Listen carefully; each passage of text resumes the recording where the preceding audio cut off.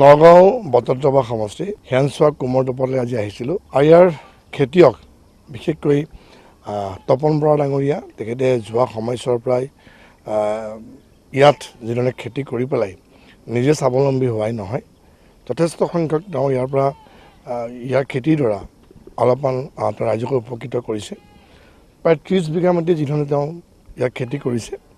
আজি আহি তেওঁলোকৰ লগত একেলগে বহি এসাঁজ আমি খালোঁ মই তপন বৰা ডাঙৰীয়াৰ মই উত্তৰটো কামনা কৰিছোঁ যে অসমীয়া ল'ৰা হিচাপে খেতি কৰি যিধৰণে তেওঁ উপাৰ্জন কৰিছে তেওঁ এজন আদৰ্শৱান খেতিয়ক আৰু সেইটো আমি সদায় তেওঁলোকক যেতিয়াই আমি চৰকাৰীভাৱে হওক বা মই ব্যক্তিগতভাৱে তেখেতক যিমানখিনি আমি সুবিধা দিব লাগে প্ৰদান কৰিছোঁ যাতে আমাৰ উঠি অহা প্ৰজন্ম যাতে খেতিৰ প্ৰতি আকৰ্ষিত হয় আৰু তপন বৰাৰ নিচিনাকৈ যাতে খেতি কৰি পেলাই নিজেও স্বাৱলম্বী হয় আৰু যাতে আমাৰ সমাজখনত যাতে সেৱা কৰি যাব পাৰে আমি সাধাৰণতে কওঁ যে পথাৰ আমাৰ বজাৰ আমাৰ এতিয়া পথাৰখন যদি আমাৰ নহয় আমাৰ ল'ৰাই যদি খেতি নকৰে তেনেহ'লে হয়তো আমি কেতিয়াও বজাৰখন দখল কৰিব নোৱাৰোঁ তপন বৰা এগৰাকী আদৰ্শৱান খেতিয়ক তেওঁ যিধৰণে পথাৰ এখন তেওঁ নিজৰ আয়ত্ব কৰি লৈছে 30 বিঘা মাটি তেওঁ নিজৰ নহয় কিন্তু তেওঁ বিঘা প্ৰতি তেওঁলোকে যিধৰণে লিজত লৈ পেলাই আজি খেতি কৰিছে সেই আদৰ্শ আন খেতিয়কসকল বা উঠি অহা প্ৰজন্মই লোৱাটো উচিত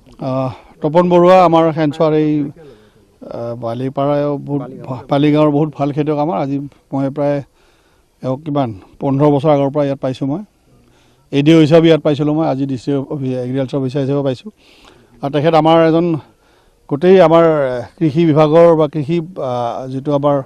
কৃষিৰ কাৰণে এজন খুব ভাল পথ প্ৰদৰ্শক বুলি ক'ব পাৰি এতিয়া খেতিয়কখিনিৰ কাৰণে নতুন যিখিনি ওলাই আহিছে তেওঁ যিহেতু আজি বহুত বছৰে 20 বছৰৰ ওপৰত তেওঁ খেতিত লাগি আছে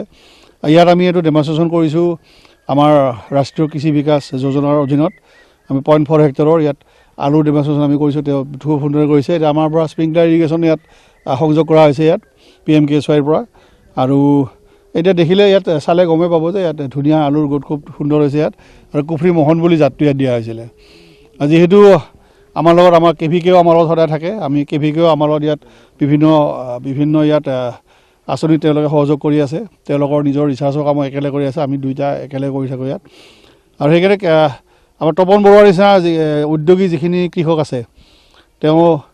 এতিয়া আমি আশা কৰোঁ যে আমি প্ৰতিটো কথাতে আমি তেখেতক সহায় কৰিম আমি যিমান পাৰোঁ আমাৰ বিভাগৰ ফালৰ পৰা বা ইয়াত যিখিনি আমাৰ কৃষিৰ লগত জড়িত যিবিলাক অনুষ্ঠান আছে প্ৰত্যেকে তেওঁ সহায় কৰে আৰু তেওঁ নিজাববীয়াকৈ যথেষ্ট কৰে ইয়াত তেওঁ নিজৰ এটা উদ্যোগী বনতাও আছে যাৰ কাৰণে তেওঁ কুঁহিয়াৰৰ পৰা ৰস উলিয়াই পেলাই গুড়টোও তেওঁ বিক্ৰী কৰে ইয়াত আৰু বিভিন্ন বজাৰত তেখেতৰ এই আজিৰ যিটো আমাৰ যিবিলাক শাক পাচলি তেওঁ ইয়াত বিভিন্ন বজাৰত তেওঁ যায় আৰু তেওঁৰ বছৰেকীয়া ইনকামটো আমি ক'বই নালাগে ইয়াত চালে গম পাব যে প্ৰতিটো হেৰিৰ পৰা তেওঁ বিঘাৰ পৰা তেওঁ যথেষ্ট লাখৰ ওপৰত ইনকাম কৰি আছে প্ৰতিটো খেতিৰ পৰাই গতিকে আমি কৃষি বিভাগৰ পৰা তেখেতলৈ আমাৰ শুভেচ্ছা জনাইছোঁ অভিনন্দন জনাইছোঁ আৰু আমি আশা কৰিছোঁ যে তেখেতক দেখি বা তেখেতৰ লগত থাকি পেলাই চাই আমাৰ যিখিনি নতুন যিখিনি যুৱ প্ৰজন্ম আছে তেওঁলোকে তেওঁ যুৱকেই নতুন ল'ৰা যদিও বহুত বছৰ ধৰি লাগি আছে তেখেতক দেখি আমাৰ নতুন যিখিনি যুৱ প্ৰজন্ম আছে বা যিখিনি ইচ্ছা কৰে আগ্ৰহী কৃষিলৈ তেওঁলোকে আকৌ আগ্ৰহী হওক আৰু কৃষি লৈ যে এটা ভাল সুন্দৰ জীৱন যাপন কৰিব পাৰি এটা সুন্দৰ পৰিৱেশত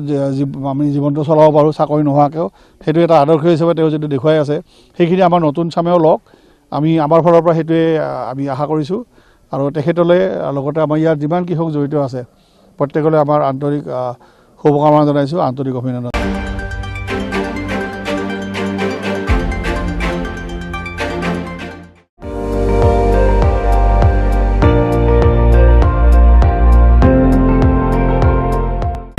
আপুনি চাই আছে ND24